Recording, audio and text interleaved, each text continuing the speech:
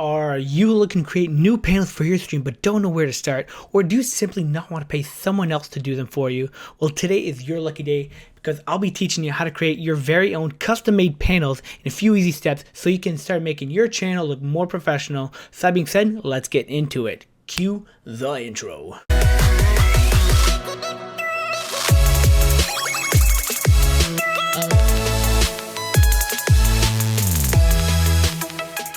Hello, my name is Insane Reflex, and before we begin, if you like this type of tutorial geared towards helping streamers learn the tools they need to succeed, make sure to hit that subscribe button as well as hit that notification bell to get updated on when my new video is out to help you out. With that being said, let's get into this video.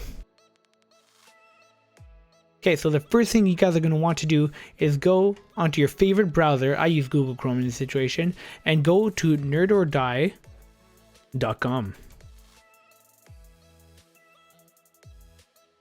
So once you're at nerdordie.com, you're going to want to hover over the resources at the top of the page, and then right below click on the Twitch panel maker.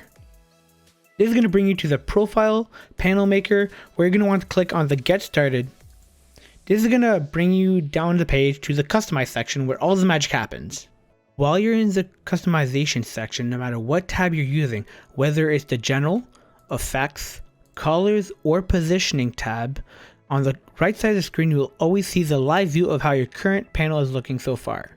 Currently, you can see that we have the NerdOrDie text as well as the NerdOrDie logo, as well as the save panel image, which is going to be useful later.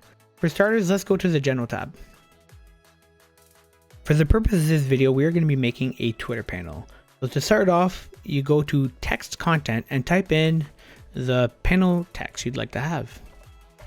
Then you can switch the font depending on your style, and the alignment if you want the icon on the right or the left. You can also use the option of changing the bold on the text as well as having it italic or not. Also, if ever you'd like to have bigger writing, you can use this switch here. Afterwards, you can go to the open icon picker and pick a variety of different icons you like to use. We're going to use Twitter for this video. And the scale of the icon using this lever. And if ever you have a PNG file already on your computer that's already black and white, you can use this button right here.